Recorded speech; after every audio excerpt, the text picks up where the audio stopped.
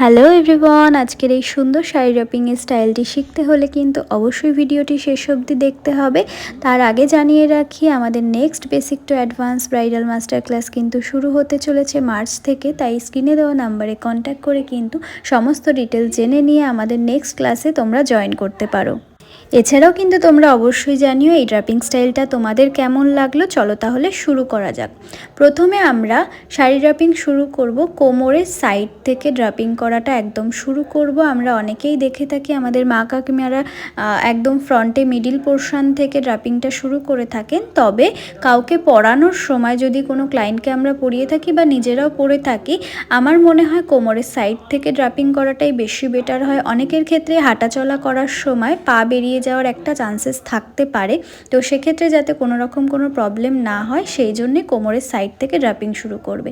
আর প্রথমেই আমি আঁচলটাকে ড্রাপিং করে নিয়েছিলাম। দেখো, 4টে পার্টে আমি 1 হাত ডিস্টেন্স রেখে কিন্তু 4টে সেফটি পিন দিয়ে আমি লক করে নিয়েছি। এবার 8 পৌরে শাড়ি স্টাইল পরালে যেভাবে আমরা আঁচলটিকে প্রথমে রেখে দিই, তো সেইভাবেই আমরা না রেখে কিন্তু ঠিক অপোজিট দিয়ে ফ্রন্টে আঁচলটাকে ছেড়ে দেব।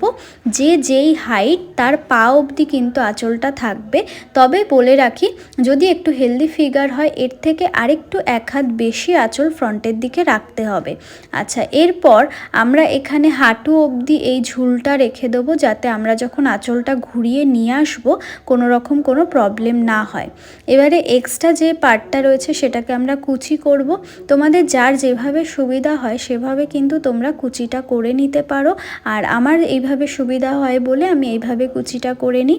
যার যে কটা কুচি হবে শাড়িতে সেই অ্যাকর্ডিং তোমরা কুচি করে নেবে।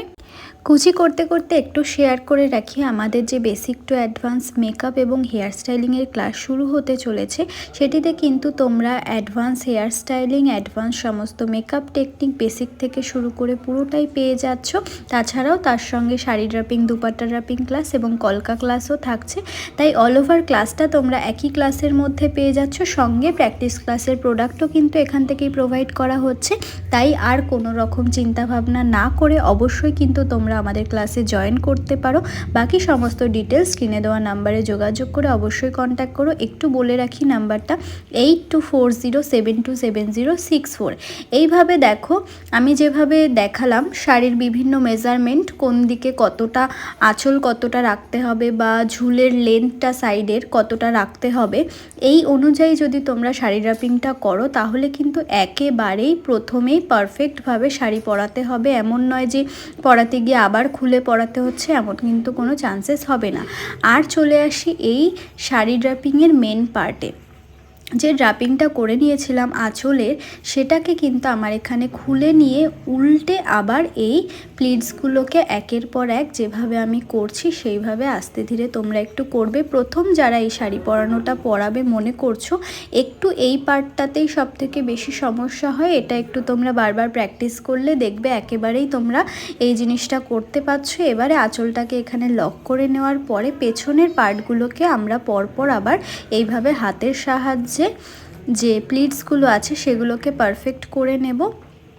পরপর প্লিটগুলো সাজিয়ে নেওয়ার পরে দেখো, একটা পার্ট আমি ছেড়ে ভেতর দিকে সেফটি পিন দিয়ে ব্লাউজের সাথে এটাকে লক করছি। এইভাবে তোমরা যদি লক করো সেফটি পিন বেশি ভিজিবলও হবে না, প্লাস তোমাদের জিনিসটা একদম প্রপার সেট থাকবে।